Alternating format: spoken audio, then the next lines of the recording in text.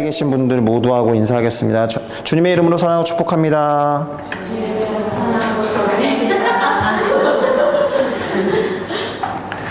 맞습니다. 오늘은 시편 4편을 가지고 말씀을 좀 살펴보고 어떻게 기도할 것인지를 정해보는 그런 시간을 갖겠습니다. 오늘 우리가 함께 그 시편 4편 중에서 다 읽을 건 아니겠지만 같이 읽어볼 구절은 시편 4편 1절이 되겠습니다. 시편 4편 1절을 다 같이 한번 읽어보도록 하겠습니다. 내 의의 하나님이여 내가 부를 때에 응답하소서. 곤란 중에 나를 너그럽게 하셨사오니 내게 은혜를 베푸사 나의 기도를 들으소서. 아멘. 저는 방금 읽은 시편 4편 1절을 가지고 우리가 기도할 수 있는 이유와 기도해야 하는 이유라는 제목으로 비단 이 1절만이 아니라 시편 4편을 전체적으로 살펴보고 오늘 우리가 어떻게 기도할 것인지 그 이유와 근거를 좀 찾아보려고 합니다. 제목이 길기 때문에 따라 읽지는 않겠습니다. 자, 이런 말로 시작을 해볼까요? 우리 어른들이 삶이 피곤하다 이런 말씀을 많이들 하십니다. 어른들만이 아니죠. 이 자리에 있는 우리 모두도 그렇게 말할 때가 점점 많아지고 있습니다. 삶은 쉬운 건 아닌 것 같습니다. 어쨌든 삶이 참 척박해, 쉽지 않다 이런 말들을 많이 하게 됩니다. 그리고 특별히 어른들이 이렇게 말씀하시는 이유가 있는데 자식들에게 배우자를 만난다거나 친구를 만나거나 이성 친구를 만날 때 야, 모질게 살아온 사람을 만나지 말라 이런 말씀들을 제법 많이 하십니다. 고생하면서 큰 사람은 어딘가 모난 구석이 있을 수 있고 힘든 부분이 있을 거라고 생각해서 그런 말씀들을 제법 하시는 것 같아요. 그런데 또 정말 그런가 이런 생각도 합니다. 고생 안 하고 자란 친구는 그런 그늘이 전혀 없을까 이런 생각도 들기도 하고요. 그런데 오늘 성경 구절에 우리가 읽었다시피 재미있는 표현이 하나 나옵니다. 시편 4편 1절을 보면 이런 표현이 있어요. 곤란 중에 너그럽게 하심. 물론 영어로 보면 곤란 가운데로부터 구원해 주셨다라는 번역이 더 맞을 겁니다. Giving us relief from our distress니까.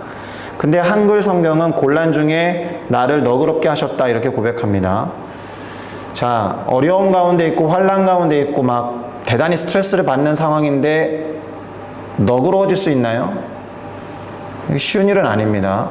그것도 그런 곤란이 계속해서 이어지고 그런다라면 과연 너그러워질 수 있을까라는 생각이 들어요. 주구장창 피곤하고 곤란한 삶을 살았는데 너그럽게 된다는 것이 쉬운 일은 아닐 것입니다. 그래서 어른들이 아까 인생을 곤란하게 살아오고 고생을 많이 하면 모난 구석이 있고 모질기 마련이다 이런 말을 하셨는데 정면으로 반대가 되는 글을 써놓은 겁니다. 이유가 있죠. 어른들이 하는 말씀 안에는 하나님이 빠져 있습니다. 그렇죠? 물론 크리스찬 어른들도 그런 말씀을 하시긴 합니다. 하나님을 살짝 배제하고 그러면 내가 정말 사랑하는 사람인데 고생을 많이 하고 자랐다 그러면 되려 하나님 이야기를 하면 설득이 될 겁니다. 이 시편 말씀을 근거로 해서 본문에도 그렇게 나와 있습니다. 곤란한 가운데 구원해 주셨고 은혜를 베푸셨기 때문에 그 사람이 모질게 되거나 모나게 되는 게 아니라 너그럽게 된 거예요. 그야말로 하나님 때문이다 라는 말입니다. 그런데 사실 이 1절에 오늘 설교 제목이 던진 첫 번째 질문이 해결되는 것을 볼 수가 있습니다. 우리가 기도할 수 있는 이유가 요 1절에 나오거든요. 그게 뭔지 답을 정해보면 응답하시기 때문이에요. 아주 단순하고 당연한 거죠. 자, 1절이 뭐라고 했는지 한번 살펴보겠습니다. 내 의의 하나님이여 내가 부를 때에 응답하소서. 곤란 중에 나를 너그럽게 하셨사오니 내게 은혜를 베푸사 나의 기도를 들으소서. 내가 부를 때에 응답하십시오 주님. 나의 기도를 들어주십시오. 이렇게 말하고 있잖아요. 근데 이 사람이 이렇게 말하는 이유는 그 경험 때문에 그래요. 곤란 중에 나를 너그럽게 하셨고 내가 부를 때마다 응답하셨고 내가 곤란 가운데 있을 때 릴리프를 주셨기 때문에 그 경험으로 인해서 계속 기도할 수 있는 거예요. 이 사람은. 그러니까 뭐가 먼저인지는 모르지만 100% 물론 하나님이 먼저죠. 하나님이 함께 하시고 구원을 베푸셨기 때문에 그렇게 된 것이지만 이 경험이 또 다른 시작점이 돼서 어려울 때마다 하나님께 기도할 수 있는 그 사람이 너그러워진 거예요. 그 경험이 반복되고 쌓이고 반복되고 쌓여서 아무리 주구장창 어려운 곤란한 상황 가운데 있어도 모질게 되거나 모나게 되지 않았다라는 것입니다. 다시 말하면 우리가 기도할 수 있는 이유는 사실 하나님 때문이죠. 하나님이 응답하시고 하나님이 들어주시기 때문에 그렇습니다. 할렐루야. 자, 어려움 속에서 은혜를 베푸시고 응답하시고 구원을 베푸시는 하나님을 체험하고 오셨죠? 체험해 오고 계시죠? 오늘도 경험하셨죠? 이 공허한 질문 같은, 아무도 대답하지 않는 이 질문을 할 수밖에 없는 건 스스로 잘 알기 때문에 그럴 거라고 생각합니다. 제 귀에는 들리지 않아도 하나님이 들으신다라고 생각합니다. 자, 그런데 오늘 이 시편 4편을 기록한 분은 이러한 믿음이 있는 사람들이 아니라 이러한 믿음이 없는 사람들, 되려 그런 믿음을 소유한 사람을 뭐라고 하는 그런 사람들에게 둘러싸여 있어요. 그래서 2절과 3절이 그렇게 말하는 겁니다. 인생들아, 어느 때까지 나의 영광을 바꾸어 욕되게 하며 헛된 일을 좋아하고 거짓을 구하려는가. 셀라. 자, 일어나서 들어라. 멈춰서서 들어라. 이 인생들아, 내가 영광스럽게 노래하며 찬양했던 그 영광을 왜 이렇게 부끄러워하고 조롱하는 것을 언제까지 하려고 하느냐, 이렇게 묻고 있습니다. 그리고 헛된 일을 사랑하고 거짓을 구하는 일을 언제까지 할 거냐라고 묻고 있어요. 근데 여기서 거짓을 구하는가 라고 할 때 거짓은 조금 더 정확하게는 거짓 신을 말합니다. false gods를 말해요. 자, 3절에서는 여호와께서 자기를 위하여 경건한 자를 택하신 줄 너희는 알아야 한다. 내가 그를 부를 때 여호와께서 들으시리로다. 하나님이 일단 당신을 위해서 경건한 자를 택하신다라고 말합니다. 그러니까 지금 이 얘기를 듣는 사람들은 경건한 사람이 아니다라는 것이고, 그리고 이 사람이 내가 부를 때에 여호와께서 들으신다라는 말을 해야 할 만큼 주변에 있는 사람들은 하나님의 존재에 대해서 매우 회의적인 사람인 거예요. 그리고 정말 들으셔? 그분이 존재하기는 해? 라고 무신론에 가까운 입장을 취하고 있는지도 모르겠습니다. 1절에서 중요하게 말했던 것, 그것이 다시 한번 기록되어 있잖아요. 내가 하나님을 부르면 하나님은 들으신다. 이 얘기를 해야 할 만큼 이 사람 주변에 있는 사람들은 이 부분을 계속해서 걸고 넘어갔던 것 같아요. 이게 왜 중요하죠? 이게 왜 중요하냐? 2절에서 지금은 3절이잖아요. 2절에서 거짓을 구하는 일, 그 다음에 헛된 일과 완전히 반대의 말을 하고 있기 때문에 그래요. 다시 말해서 헛되고 거짓된 신들과는 다르게 우리 하나님은 우리가 부를 때 들으신다라는 것을 말하고 있기 때문에 중요한 것입니다. 할렐루야. 이러한 확신이 있으니 이 사람은 기도를 하겠죠? 그렇겠죠? 헛되고 거짓된 신들과는 다르게 언제나 신실하시게 응답하시니까 이 사람은 기도할 거예요. 이 사람은 하나님과 대화하겠죠? 부를 때 답하시니까. 살아계신 하나님이니까요. 믿으십니까?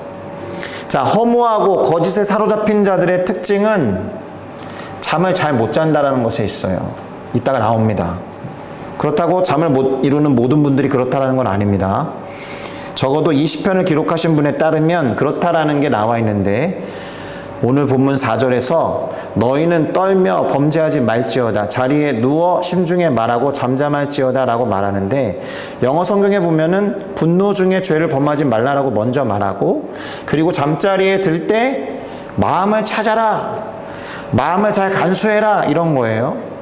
이는 마음으로 죄를 범하지 말라라는 뜻이 되겠죠. 그리고는 잠잠하여라, 끊임없이 솟아나는 죄와 관련된 생각이나 욕망이나 욕심들에 대해서 잠잠해라, 이렇게 말하고 있는 겁니다.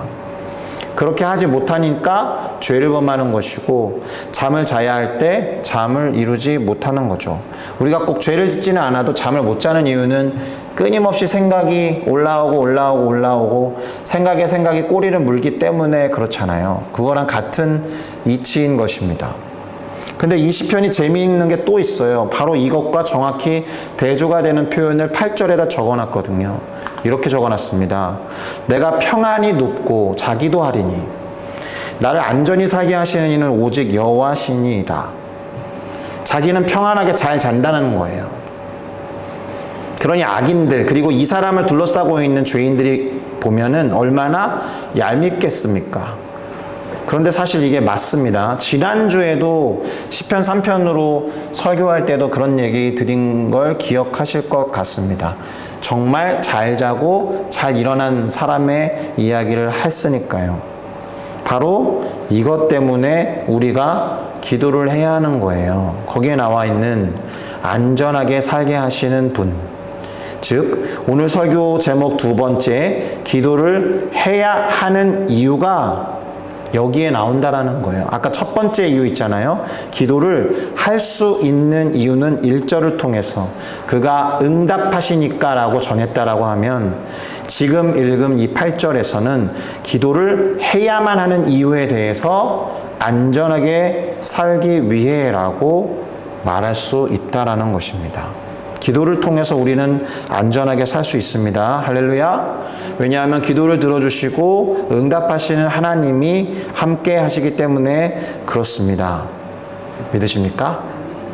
자, 그러니까 어떻게 기도해야 될지를 이 시편 가지고 정해보는 시간을 가질 텐데, 재미있는 것은 제가 1절, 2절, 3절, 4절 읽었고 8절로 넘어왔거든요. 5절, 6절, 7절을 가지고 우리가 어떻게 기도할 건지를 정해 보려고 합니다. 5절을 먼저 볼게요. 의의 제사를 드리고 여호와를 의지할지어다.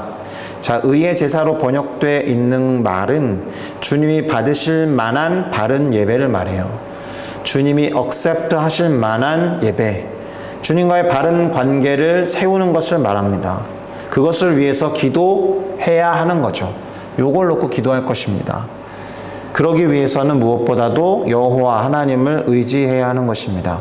이것이 두 번째 기도가 될 것입니다. 의의 제사, 곧 하나님이 받으실 만한 바른 예배 관계를 위해서 기도하고 여호와 하나님만을 의지하기 위해서 기도할 것입니다.